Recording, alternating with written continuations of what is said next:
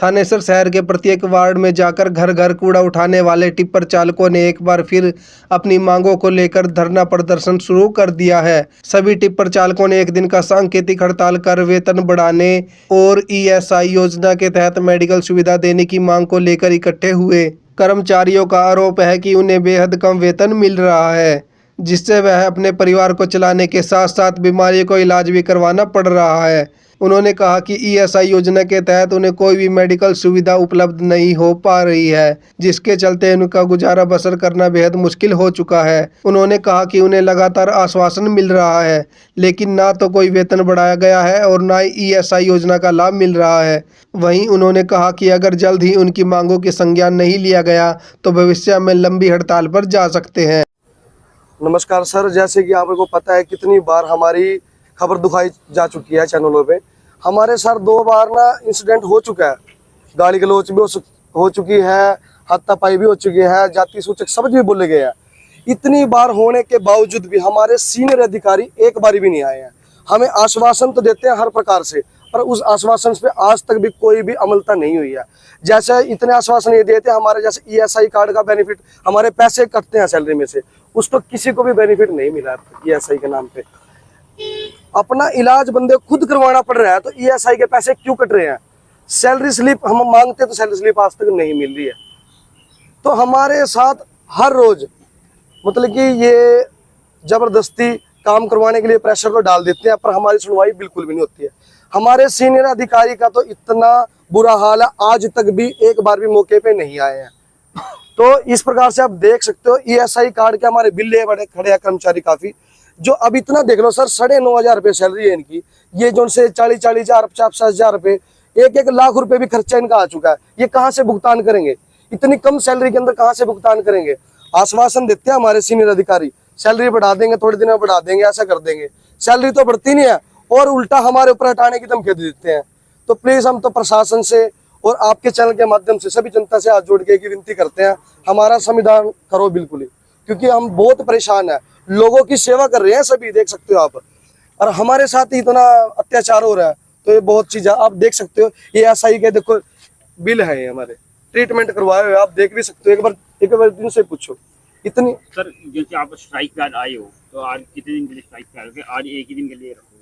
Sir जब तक हमारी समस्या का समाधान नहीं होता हम बैठे रहेंगे जब तक। तो आपकी इस वजह से मुख्य मांग जैसे आप बता रहे हो कि भाई सैलरी की होगी। हाँ, मुख्य मांग सर सैलरी की है। तो हम कैसे जूझेंगे? हम बच्चों को पालन पोषण कैसे करेंगे? और जो बीमारियों से लड़ रहे हैं बेचारे, ये ऐसा लाख रुपए का करवा रखा है। हमारा इंश्योरेंस भी नहीं है, जॉब सिक्योरिटी भी नहीं है हमारी। कितनी सैलरी दे रहे हैं आपको? सर ये 11,500 रुपये ड्राइवर को दे रहे हैं और हेल्पर को 9,500 रुपये दे रहे हैं। जो एक मजदूर अपना काम दिहाड़ी करता है ना, उसकी भी 600-700 रुपये दिहाड़ी है, और हमारी तो उससे भी कम है ड्राइवर की। तो ये किस कंपनी थ्रू आप? ये सर सुगम स्वास्थ्य प्राइवेट लिमिटेड कंपनी है सर।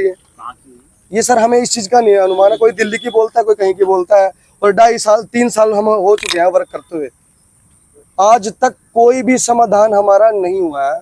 सिर्फ ये, और जैसे कि हमने इनमें एक चीज और चली सर, करप्शन भी चला था इस चीज के अंदर, जो कि दो अधिकारी पकड़वाए थे, सुपरवाइजर थे हमें, उनको भी आज तक दोबारा लगा रखा है। उनकी सैलरी भी आ रही है, उनको सैलरी देने के लिए इनके पास पैसे हैं, पर इनके बिल भुगताने के लिए पैसे नहीं है।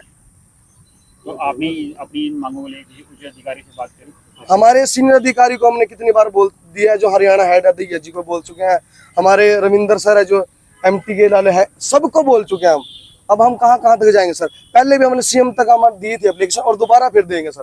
अब माफी डांडे जी चेयरमैन बनी, आपने उनसे बात करी? नहीं सर, हम दोबारा उनके पास एप्लीकेशन देंगे, दोबारा जाएंगे। एक बार तो जा चुके हैं, उनके मौखिक रूप से बात भी हो चुकी है। उनके सामने प्रदीप सिंगला जी, अमित दैया जी ने बोला था कि मैं इनके बिल मैं क्लियर करवाऊंगा, और आज तक भी क्लियर नहीं हो पाए हैं। तो कितने के बिल है इनके? सर जैसे कि आप देख सकते हो 1,10,000 रुपये का सर इसका है। अब ईएसआई में सर इसको बेनिफिट तो मिलना चाहिए। इसकी पत्नी की लालो चोट लगी थी, कैसे भी हुआ था, तो ईएसआई पे वहां जाते हैं तो नॉर्मल दवाई देते हैं, तो रात को अपनी वाइफ को मरने कोई देगा सर? ये तो जैसे आपके कर्मचारी यहाँ पर ऑन ड्यूटी रहते थे, ऑन ड्यूटी पर बाई चांस कोई हादसा हो जाए तो उसमें कंपनी का इलाज करा रही है? नहीं सर, दो व्यक्ति हमारे, 2 कर्मचारी हमारे मृत्यु हो चुकी है उनके एक्सीडेंट में ड्यूटी टाइम में। उनका आज तक भी उनको कंपनी की तरफ से मुआवजा छोड़ दो, अपना कुछ भी नहीं दिया गया। कंपनी की तरफ से आज तक कुछ भी नहीं मिला गया उनको। तो 9,500 रुपए के अंदर अपनी जान जोखिम में डाल रहे हैं बंदे जी। आपका क्या नाम है? मेरा नाम सर राहुल है सर। आप क्या मैं सर अभी नियुक्त उन्होंने प्रधान नियुक्त किया हूँ मैं अपने सारे अपनी यूनियन का प्रधान बना रखा है। ठीक है, देखो इनको समस्या हुई तो हमें भी समस्या होगी सर, हम आवाज उठाएंगे, जरूर उठाएंगे सर। ये सारे जो आश्वासन देते हैं, कंपनी सुगम स्वास्थ्य प्राइवेट लिमिटेड कंपनी है, और जैसे कि आप देख सकते हो दिल्ली की गाड़ी नंबर है, उस पे हरियाणा की नेम प्लेट लग रही है, तो बिल्कुल ही फ्रॉड सिस्टम चल रहा है इनका। और दूसरा, कुछ गाड़ियों पे नंबर प्लेट भी चेंज है और कुछ गाड़ियों के इंजन भी चेंज है, तो कल को हमारे साथ कोई भी मिस हैपनिंग हो जाती है, हादसा हो जाता है, तो उसका जिम्मेवार कौन है? कोई भी नहीं है सर इसको। तो आपने इसके बारे में अधिकारियों से बात करी है? अधिकारियों काफी बार बोल चुके हैं, ये सर कुछ नहीं है, तो जॉब से निकालने की धमकी देते हैं, और आपके सामने अब दे भी देख चुके हैं, भी टर्मिनेट कर दूंगा, ये कर दूंगा। जो इनको सर 2 नंबर काम करके दे रहा है ना, चोरी भी पैसे लगा के बंदे लगा रहे हैं, मिट्टी उठवा रहे हैं या पेड़ पौधे तोड़वा के वेट करवा रहे हैं, उनका ये समर्थन करते हैं। अन्यथा जो अच्छी बात पे खड़े होते हैं उनका ये विरोध करते हैं। कंपनी वाले हमारे साथ नहीं है बिल्कुल भी। इतने समय से ये तो चल रही है, काफी समय से, पहले भी काफी चैनल से दिखाई चुके हैं, बकायदा हमने चेसी नंबर भी दिखा दिए, गाड़ी के नंबर भी दिखा दिए। फ्रॉड सिस्टम है बिल्कुल। जी सर, क्या इनके मुद्दे ईएसआई इनको सबको प्रोवाइडेड है, सबके ईएसआई और पीएफ के पैसे इनके अकाउंट में जमा है। ईएसआई में ये कभी जाते नहीं, ये डायरेक्ट प्राइवेट हॉस्पिटल में इलाज करा रहे हैं। ईएसआई के लिए एक बंदा अपॉइंटेड भी है परमानेंट। इनके सबके डॉक्यूमेंट्स में एक एक लिख के दे सकता हूँ कि ईएसआई में सब अप्रूव्ड है। सैलरी पे जो बात कर रहे हैं, सैलरी का इनका मिनिमम वेजेस पे सैलरी है, मिनिमम वेजेस इनको मिल रहा है। गवर्नमेंट का पोर्टल है, उस पर निकाल के ये हमें दिखा दे कि हमारे को इतनी मिनिमम वेजेस मिल रही है, वो हम इनको नहीं प्रोवाइड करा रहे, तो ये लेके आए डॉक्यूमेंट्स।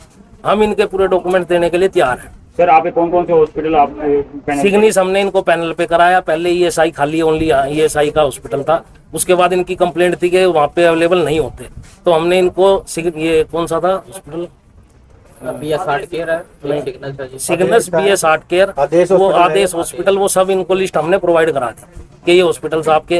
उसके बाद सर सिग्नेस कराया ना आपने? सिग्नेस तो पहले था ही नहीं ना जी, ये तो शहर से बाहर जाना पड़ा था। वो चीज कराई गई थी कि आप बोले भाई ईएसआई में 24 घंटे इलाज नहीं होता, तो इमरजेंसी में हमने सिग्नेस इनको प्रोवाइड कराया ईएसआई। सर, ये अपने जेब से पैसा लगा के किसी और हॉस्पिटल्स में इलाज करा रहे हैं, तो अगर वहाँ पर कोई सुविधाएं नहीं मिल रही होगी या वहाँ पर कोई नहीं देख रहा हुआ, तभी करा रहे ये कहीं से रिटर्न में लाके हमें ईएसआई से कोई लेटर देंगे। अगर आप कोई अधिकारी हो, आपने कोई चीज इनकी काट रखी है, अगर वहाँ पे जाके ये कह दें कि डॉक्टर नहीं लिख के दे रहा, हमें कोई रिटर्न में आता कोई नहीं है, कोई रिटर्न में कोई डॉक्यूमेंट्स नहीं है।